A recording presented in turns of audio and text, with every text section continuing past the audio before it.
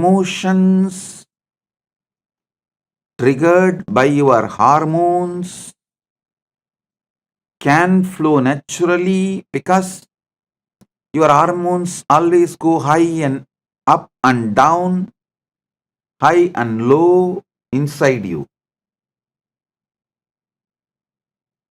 Bhakti also can flow naturally if you have grown up in a temple ecosystem, but that is not the case for the most of the human beings, especially in the modern era. Especially if you are out of India, even in India, if you are in so-called cities and towns, you don't see temple towers every direction you turn.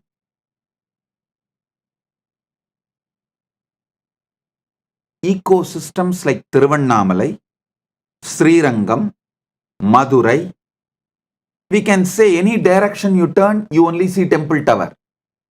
Kanchipuram, Kashi, Haridwar, Rameshwaram, we can say any direction we turn, our eyes fall on temple tower. Whether you want or not, early morning, you will listen to Devaram, Tiruvasakam, Suprabhadams. You will naturally get the curiosity to go to the temple, to learn the stories. So it gets into your system, it gets into your cognition, and your cognition direct your emotions. But that is not the case. At least I can say for 99% of the Hindus in the modern days. It's hardly less than 1% of the Hindus live in temple ecosystems. Then what is the way for Paramashiva Bhakti? You need to consciously build it. If you want to build the body, there are rules. Strength training has to be done. If you use your own body as a weight, do the strength training, it's called yoga. If you use external weights and do the strength training, it's called gym. But some form of strength training has to be done. Calorie deficit diet has to be done. Protein intake has to happen. Same way, to build bhakti,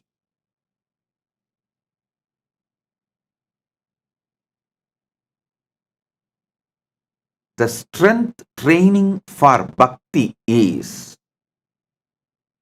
every day, religiously, just like how you eat, how you breathe, religiously doing puja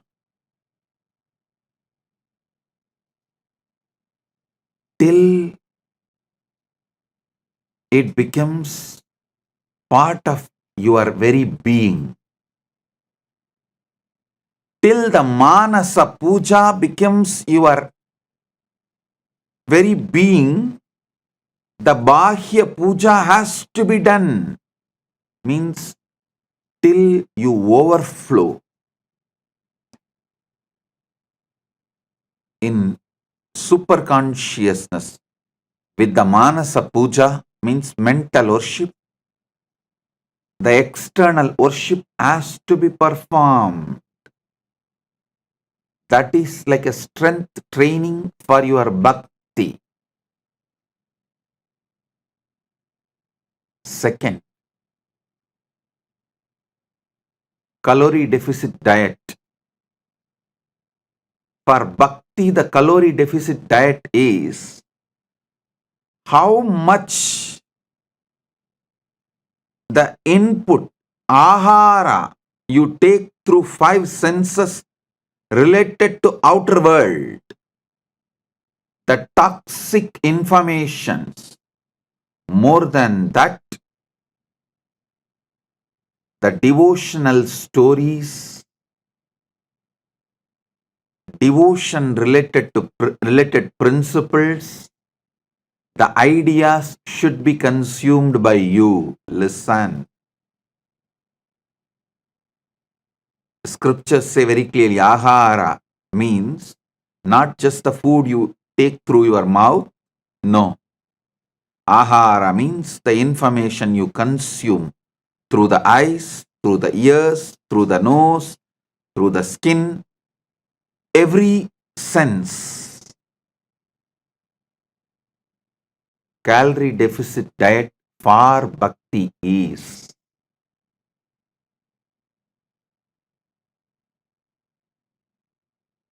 devotion related informations should be taken more than toxic information. Devotion related information should be more than toxic information. Be clear. And protein for devotion building is Kirtanam. Narada Bhakti Sutras, Narada describes beautifully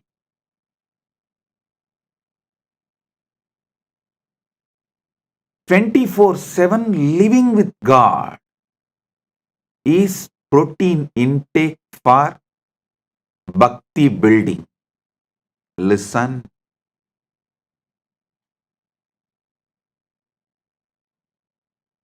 Build the body, do yoga, it will help you, protect you, support you when you can't do it.